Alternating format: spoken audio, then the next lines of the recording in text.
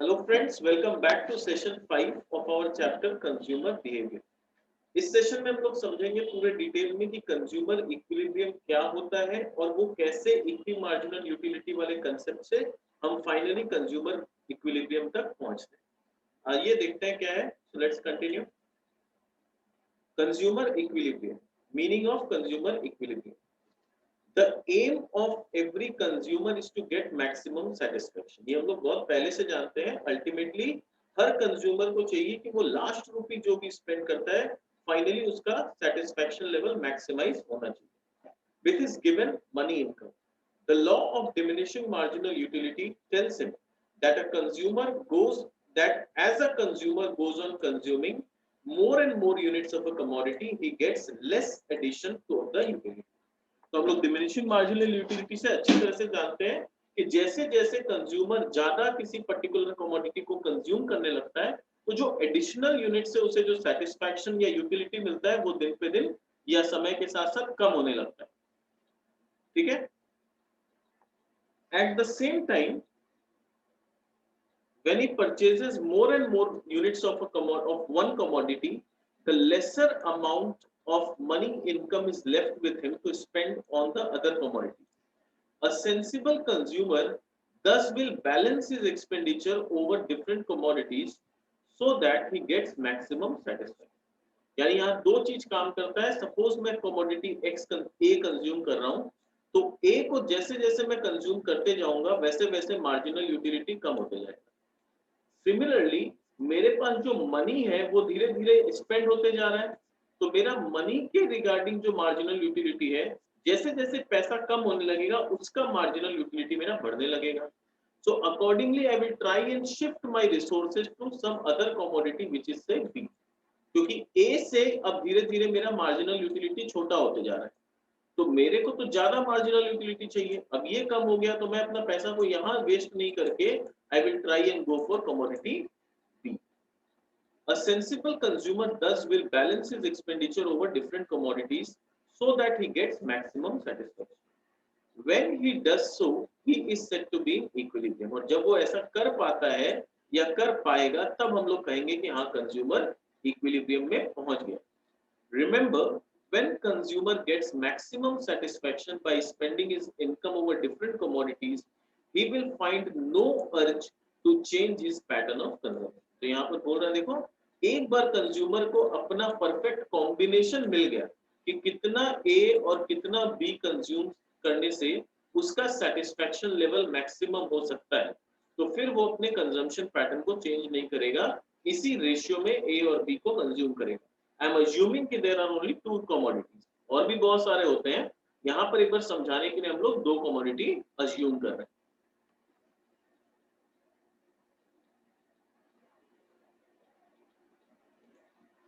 Consumers equilibrium thus refers to a situation। तो consumer equilibrium क्या है? वो एक सिचुएशन है wherein the consumer gets maximum satisfaction out of his scarce resources। He has no intention to make any change in the existing pattern of consumption। यानी वो एक ऐसे पॉइंट पे पहुंच गया है जहां he has no intention to make any change in the existing pattern of expenditure। यानी जैसा खर्चा कर रहा है और वैसा ही वो कंटिन्यू करना चाहता है, उसको अपने एग्जिस्टिंग पैटर्न में चेंज करने का कोई मन नहीं। So according to doctor Marshall, consumers equilibrium is the state of consumers demand which he thinks to be the best and which he does not want to alter। यानी doctor martial का कहना है कि कंज्यूमर इक्विलिब्रियम क्या है? ये वो point of consumer demand है जहां पर वो फुल्ली तरीका से सेटिस्फाइड है और वो अपने इस पैटर्न को बिल्कुल भी ऑल्टर नहीं करना चाहता। फिर मार्जिनल यूटिलिटी ऑफ मनी दिया है। इसमें हम लोग सब जानते हैं कि हम लोग अज्यूम करते हैं कि marginal utility of money is constant, but practically हम क्या देखते हैं कि मार्जिनल यूटिलिटी ऑफ मनी क्या होता है? पुअर के लिए बहुत ज्यादा होता है, रिच के लिए बहुत कम होता है। यानी जितना ज्यादा हमारे पास पैसा होगा, one additional unit of money will not give me too much of satisfaction या यूटिलिटी। तो मार्जिनल यूटिलिटी ऑफ मनी भी क्या होता है? जैसे जैसे हमारे पास और पैसा आने लगता है, marginal utility of that money keeps on decreasing. ठीक है। नेक्स्ट, कंडीशन फॉर इक्विलिब्रियम क्या है? तो इक्विलिब्रियम का हमने इतना बात किया। अब हम लोग देखते हैं इक्विलिब्रियम पॉइंट हासिल करने के लिए कंडीशंस क्या क्या। तो पहले देखते हैं सिंगल कमोडिटी केस कि अगर हम लोग एक ही कमोडिटी को अज्यूम करते हैं तो फिर उसका केस क्या है, फिर हम लोग आएंगे डबल कमोडिटी केस। ठीक है, पहले देखते हैं अगर हम वन कमोडिटी अज्यूम करते हैं तो उस पर्टिकुलर कमोडिटी में हम इक्विलिब्रियम पे कैसे पहुंचेंगे। Suppose the consumer wants to buy oranges, assume करते हैं कि कंज्यूमर को ऑरेंज खरीदना। Further suppose the price of orange is ₹2 पर orange and marginal utility of money is 4 rupees. अब क्वेश्चन आता है सर ये कहां से आया, मार्जिनल यूटिलिटी ऑफ मनी 4 कहां से आया, हमने अज्यूम किया। हम मार्जिनल यूटिलिटी ऑफ मनी 1 भी अज्यूम कर सकते हैं, बट 1 होने से क्या होता है, बहुत सारा फैक्टर इन अपने आप हो जाता है, तो हम लोग 1 के अलावा कोई दूसरा नंबर एक बार के लिए अज्यूम करते हैं। आप 1 करोगे तो भी रॉन्ग नहीं है, देयर इज नो प्रॉब्लम। यहाँ पर बुक में 4 करके समझाया है, तो we will continue taking marginal utility of money as 4. ठीक है, we are given the utility schedule of a consumer. The rational consumer will consume the commodity up to a point where marginal utility of the final unit of the commodity is equal to the price paid for it. यानी वो बोल रहा है एक rational consumer उस point तक consume करेगा, the rational consumer will consume the commodity up to a point, वो उस पॉइंट तक कंज्यूम करेगा where the marginal utility जो कि measured in terms of money है of the final unit of commodity is equal to the price paid for it. अब इसको हम लोग कैलकुलेशन से समझेंगे। टेबल 4.4, अब ये टेबल कहां पर है, ये टेबल पीछे में है। ठीक है, दिस इज द टेबल 4.4। तो यहाँ एक बार थोड़ा सा हम देख लेते हैं, फिर हम लोग पीछे प्रीवियस पेज में जाएंगे। तो यहाँ देख रहे हैं हम लोग 0, 1, 2 ऐसे करके 8 यूनिट्स तक कंज्यूम कर रहे हैं। मार्जिनल यूटिलिटी जो है किसी भी प्रोडक्ट यानी एक्स का, पहले 0 पे 0 है, फिर 20 था, फिर उससे बढ़ा थोड़ा सा and then keeps on decreasing, ultimately 4 पे आ गए। मार्जिनल यूटिलिटी ऑफ मनी को हमने 4 माना है, तो MUX by MUM कर रहे हैं, तो मार्जिनल यूटिलिटी ऑफ मनी 4 माने हैं, तो सबको डिवाइड बाई 4 कर रहे हैं। हम लोग किससे डिवाइड कर रहे हैं, divide by 4। So 0 by 4 is 0, 20 by 4 is 5, 22 by 4 is 5.5 and 4 by 4 is finally 1. Price कितना है, अज्यूम किया था कि ऑरेंजेस का प्राइस जो है वो 2 पर यूनिट है, ये हम लोगों ने अज्यूम किया था। ठीक है, तो अल्टीमेटली क्वेश्चन आता है मेरा इक्विलिब्रियम पॉइंट कहां पर आएगा। इक्विलिब्रियम पॉइंट आएगा जहां MUX by MUM यानी marginal utility of commodity divide by marginal utility of money, ठीक है, जो कि हम लोगों ने 4 मान के रखा है, इन दोनों को डिवाइड करके आ जाएगा प्राइस ऑफ द कमोडिटी यानी price of x. This is the point of maximum satisfaction. तो यहाँ पर हम लोग देख सकते हैं प्राइस ऑफ कमोडिटी कितना है, 2। हम लोग को देखना है कि MUX by MUM 2 कहां पर आता है, 6 यूनिट्स पे आता है।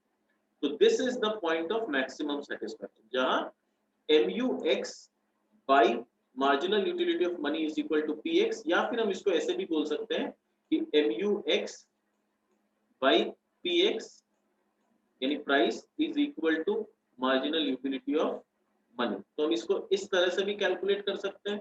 वहां पर हम लोग क्या करते हैं, प्राइस 2 था, तो यहाँ पर MUX by PX करके डिवाइड करते हैं, और यहाँ पर हम लोग देखते हैं कि 4 किस में आएगा। तो ये हम लोग के ऊपर है कि टेबल हम लोग इस पैटर्न में बनाना चाहते हैं या इस पैटर्न में। अगर हम लोग इस पैटर्न में बनाएंगे तो मार्जिनल यूटिलिटी ऑफ एक्स तो हम लोग को पता ही है, उसको डिवाइड करेंगे हम लोग 2 से, 4 से नहीं करेंगे क्योंकि प्राइस इज 2, तो 2 से डिवाइड करते जाएंगे, तो ये 0 आ जाएगा, ये 10 आ जाएगा, ये 11 आ जाएगा, ये 9 आ जाएगा, ये 7 आ जाएगा, ये 5 आ जाएगा, ये 4 आ जाएगा, ये 3 आ जाएगा, ये 2 आ जाएगा। और MUX by PX should be equal to marginal utility of money which is equal to 4। तो हम लोग का 4 कहाँ आ रहा है, 4 यहाँ पर वो 6 यूनिट्स पे ही आ रहा है। तो ultimately answer will be sink.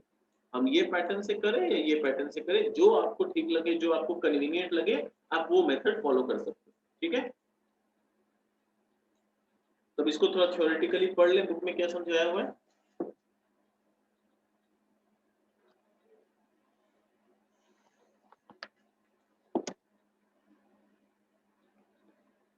So table 4.4 clearly shows that the condition of consumer's equilibrium is satisfied at 6 units of the orange.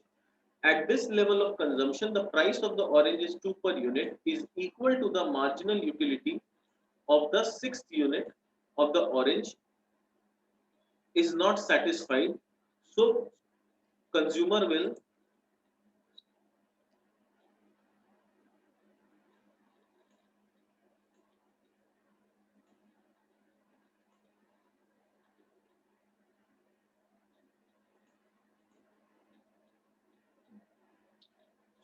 consumer will be in equilibrium only at the level of 6 units of consumption. तो बोल रहा है at this level of consumption, the price of the orange is that is 2 per unit is equal to the marginal utility in money terms of the 6th unit. यानी 6th unit का जो marginal utility है that is equal to the price. तो general principle of attaining consumer equilibrium is given as follows. तो general principle क्या है? Marginal utility of the commodity divide by marginal utility of money, जो कि हमने 4 assume किया है. ये चीज याद रखना, मार्जिनल यूटिलिटी ऑफ मनी क्या है? हम लोग अज्यूम करते हैं, ठीक है. सपोज यानी we have assume that marginal utility of money is 4 and that is constant, that is not changing. That should be equal to the price of the commodity जिसको हमने 2 अज्यूम किया. तो हमें देखना होगा कि कौन से यूनिट पे marginal utility of commodity divide by 4 is equal to 2 आता है, which is the price of the commodity. यानी MUX by MUM should be equal to PX. या फिर सेकंड अप्रोच है जहां पर हम ये लिख सकते हैं कि MUX by PX should be equal to marginal utility of money जिसको हमने 4 assume किया.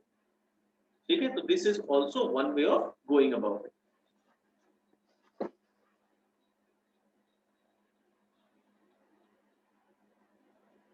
देखो क्या बोल रहे हैं. This condition of equilibrium can also be expressed as under, that is marginal utility of commodity divided by the price should be equal to marginal utility of money.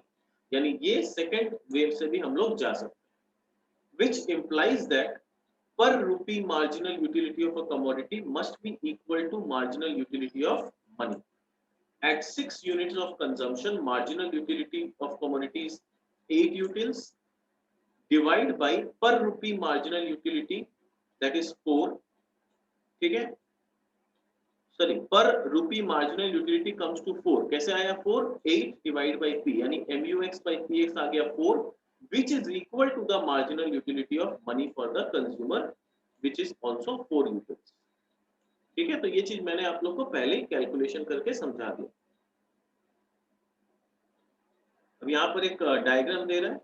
ये diagram बता रहा है अपने को कि marginal utility by price MUX by PX का value कितना आ रहा है for per unit of consumption, और जहां पर वो पर यूनिट ऑफ कंजम्पशन जो है that becomes equal to marginal utility of money, यानी MUX by PX should be equal to marginal utility of money. ठीक है, तो यहाँ पर प्राइस कितना है 2. ठीक है, तो जहां पर MUX, यहाँ पर I think there is some confusion. ये पॉइंट को वो लोग इक्विलिब्रियम बोल रहे हैं, यानी that point should not be price, that should be, यहाँ पर प्राइस नहीं होना चाहिए, यहाँ marginal utility of X divide by marginal utility of money होना चाहिए. यहाँ थोड़ा सा मिसप्रिंटिंग है, ये मार्जिनल यूटिलिटी ऑफ मनी हो. तब क्या होगा, marginal utility of X divide by marginal utility of money should be equal to price, और वो इस पॉइंट पे आ रहा है जहाँ price is 2 per unit and that comes at 6 unit. ठीक है, यहाँ पर by mistake I think marginal utility divide by price लिखा है. This should be equal to MUX by MUM, not PX. तब जाके 6 यूनिट पे 2 पे हम इक्विलिब्रियम पे पहुंचे. Clear?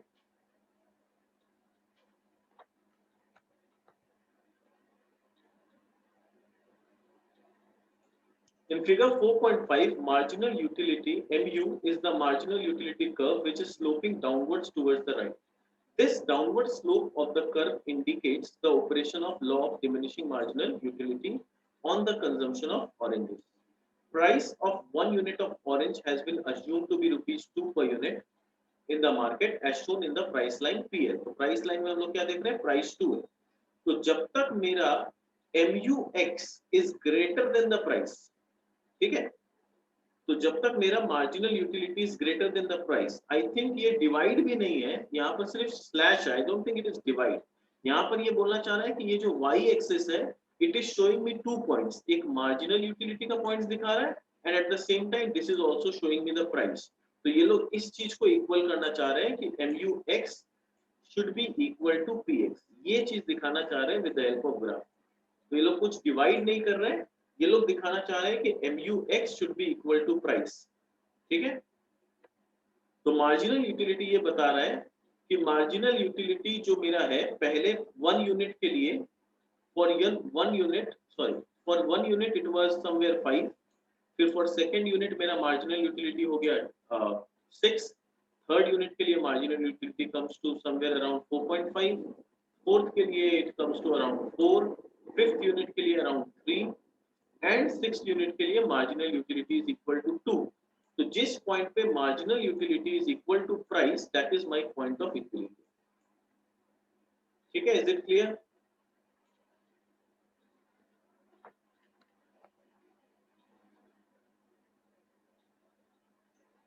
So this downward slope of the curve indicates the operation of law of diminishing marginal utility on the consumption of orange. Price of 1 unit of orange has been assumed to be rupees 2 in the market as shown in the price line PL. Consumer attains equilibrium at point E where marginal utility is equal to price. देखो graph के हिसाब से जाए तो they are saying that MUX should be equal to PX. ठीक है, in short what are they trying to say? that MUX by PX should be equal to 1. यानी वो लोग मार्जिनल यूटिलिटी ऑफ मनी को यहाँ पर 1 कंसिडर कर रहे हैं, जबकि प्रीवियस एग्जांपल में उन्होंने क्या कंसिडर किया था? 4 यूटिल्स कंसिडर किया, जो 4.4 वाला उसमें उन्होंने they considered marginal utility of money as 4 utils. यहाँ पर जो ग्राफ के हिसाब से जा रहे हैं they are considering it as 1 utils. ठीक है, तो मैंने बताया था अपने मार्जिनल यूटिलिटी ऑफ मनी को 1 भी लेके चले तो कोई दिक्कत की बात नहीं। ठीक है, तो हम लोग क्या बात कर रहे हैं कि ये हम लोग मार्जिनल यूटिलिटी ऑफ मनी को जैसे पहले 4 यूटिल्स लिया था, इस एग्जांपल में 1 यूटिल लिया है, दोनों चीज पॉसिबल है। अब देखते हैं कि ऊपर नीचे होने से क्या होता है। बोल रहा है कि consumer attains equilibrium at point E where marginal utility is equal to price. But अगर थोड़ा सा पहले जाए एट 5 यूनिट्स, अगर मैं 5 यूनिट्स में जाऊं तो क्या होगा? 5 यूनिट्स में I can see that marginal utility is more than the price, यानी what I am getting in return is greater than the price. तो जब तक मेरा marginal utility is greater than the price, I will try and consume more. तो मैं एक और additional unit बढ़ा के उसको 6 तक आना चाहूंगा। If I go to 7 units, 7 में हम देखेंगे कि marginal utility is less than the price. तो यहाँ पर 7 में क्या हो जा रहा है? Marginal utility of x becomes less than the price of x. तो यहाँ तो मुझे नुकसान हो जा रहा है, फायदा नहीं हो रहा है। मैं जितना प्राइस पे कर रहा हूँ उससे कम मुझे सेटिस्फैक्शन मिल रहा है। तो यहाँ पर क्या होगा? I will reduce my consumption. तो अपना कंजम्पशन को मैं रिड्यूस करके 7 से 6 पे आ जाऊंगा। And finally 6 is that point where my MUX is equal to PX. So I will try and be in equilibrium at 6 units and I will not alter my pattern of consumption. ठीक है, तो ये पूरा समझ में आ गया, ये table clear हो गया और ये ग्राफ भी समझ में आ गया। अब आ जाते हैं हम लोग 2 कमोडिटीज के केसेस में। ठीक है, 2 कमोडिटी का केसेस में क्या होता है? यहां पर हम लोग अटेन करना चाहते हैं कि दोनों का, यानी 2 कमोडिटी में मान लो x और y है, तो ultimately my objective is MUX by PX should be equal to MUY by PY and that should finally be equal to marginal utility of money. अब ये marginal utility of money को हम लोग को 1 consider करना है, 4 कंसीडर करना है, ये अप टू अस। ठीक है, तो 2 कमोडिटी केसेस क्या है? पढ़ने में अटपटा सा लग रहा है बहुत सिंपल। चलो एक बार पढ़ते हैं, देखते हैं क्या होता है। So in case of 2 commodities, say X and Y, a consumer attains equilibrium when he spends his given income in such a way that marginal utility of both the goods are equal. यानी ultimately marginal utility जो उसे X से मिल रहा है और marginal utility जो उसे Y से मिल रहा है, both should be equal. In other words, utility derived from the last rupee spent on each good is equal or nearly equal. The position of consumers equilibrium can be illustrated with the help of table 2.4. ठीक है, पहले देखते हैं इन्होंने क्या assume किया है। हम लोग देख रहे हैं 2 good oranges and Apple, 2 goods लिए इस बार, एक ऑरेंज है और एक एप्पल है। ऑरेंज का प्राइस 3 रुपीस पर पीस है और एप्पल का 4 पर यूनिट। तो मैं इसे लिख के समझाता हूँ, I think it will be better if I right it down. ठीक है, ऑरेंज, एप्पल, ऑरेंज का 3 पर यूनिट, एप्पल का 4 पर यूनिट है। मैंने यहां लिखा है, आप लोग देख सकते हो।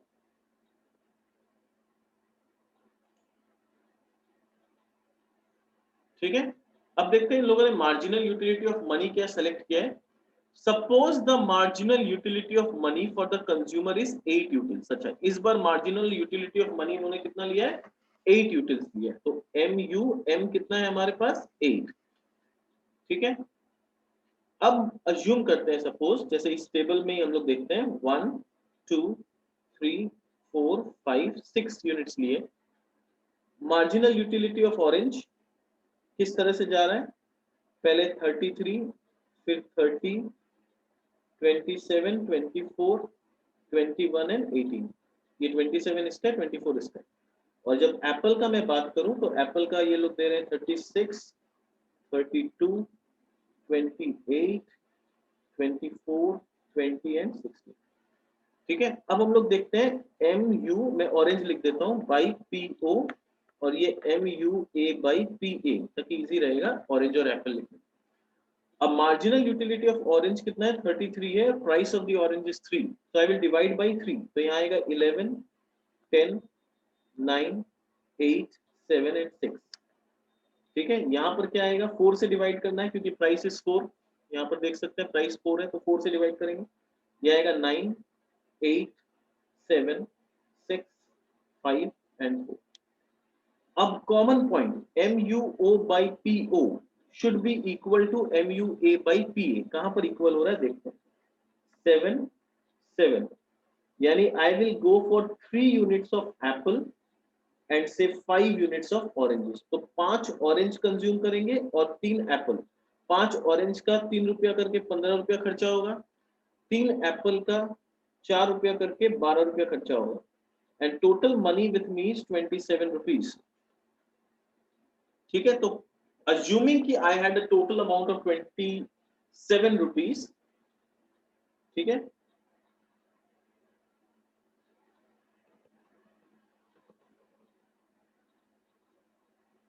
but I think we are in, कहीं तो गड़बड़ हो रहा है।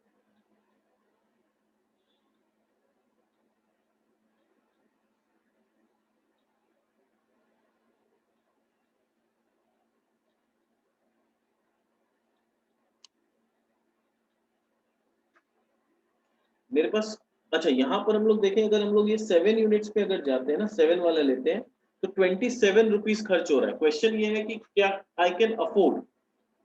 ठीक है, बुक में नहीं समझाया ये चीज, हम लोग करते करते हम लोग यहाँ पहुंच गए। तो हमारे पास देखो 2 ऑप्शन है, 8 भी मैच कर रहा है, 9 भी मैच कर रहा है, बहुत सारे ऑप्शंस मैच कर रहे हैं। तो मेरे को MUX by PX should be equal to MUY by PY होना चाहिए, जरूरी है।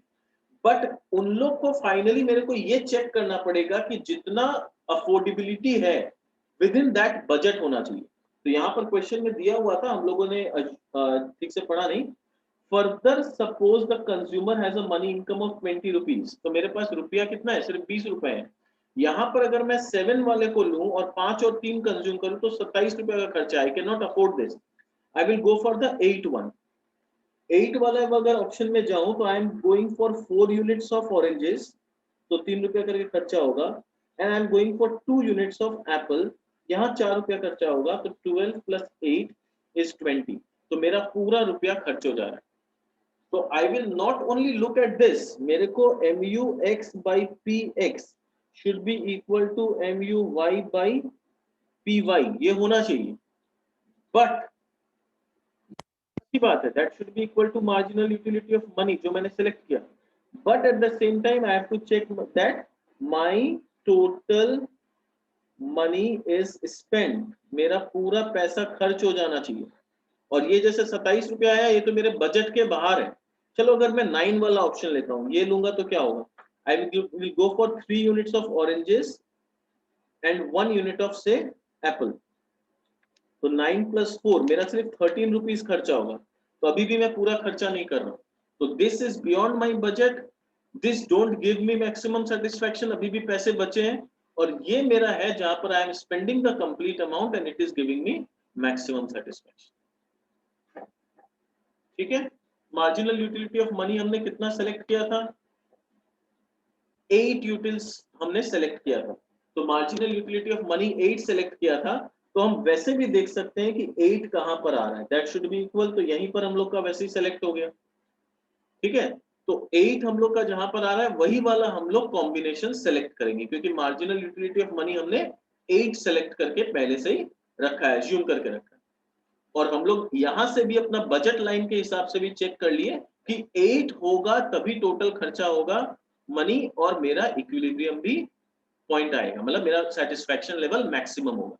अगर हम 8 के अलावा कोई दूसरे कॉम्बिनेशन में 9 या 7 में जाते हैं, तो 9 में गए तो हुआ क्या, 9 अगर marginal utility of money 9 consider करके किए तो पूरा पैसा खर्च नहीं हुआ।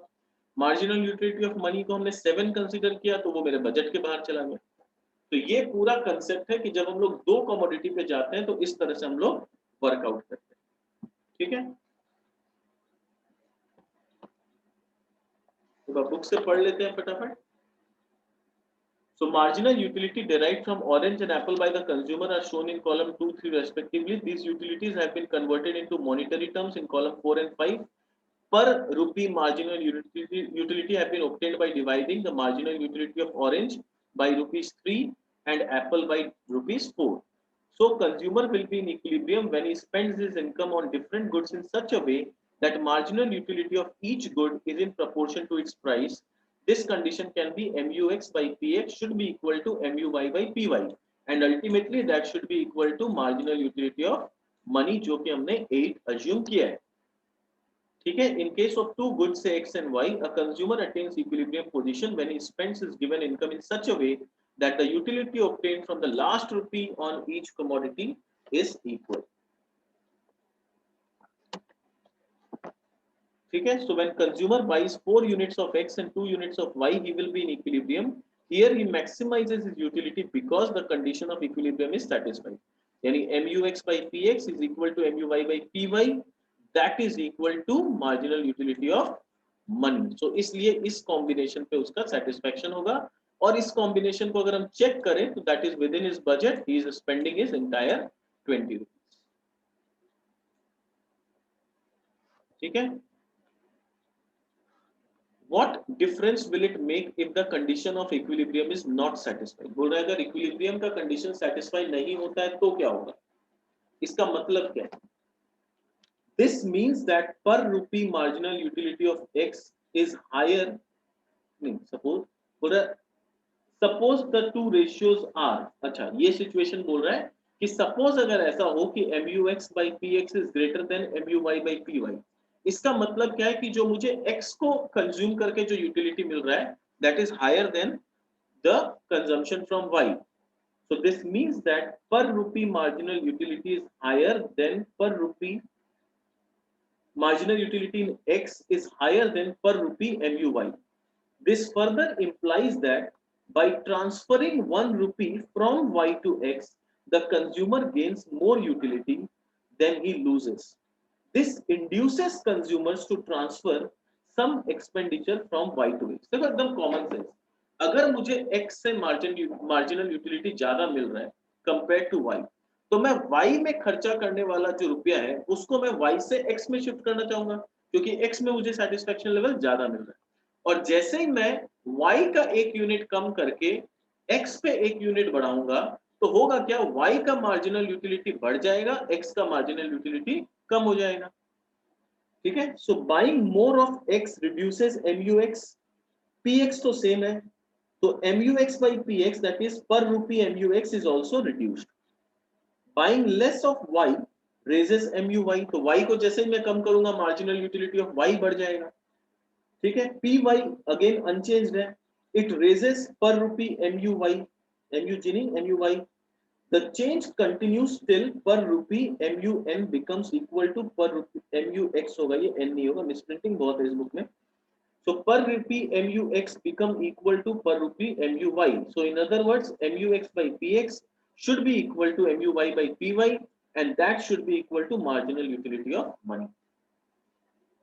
ठीक है, so this was all about the entire concept.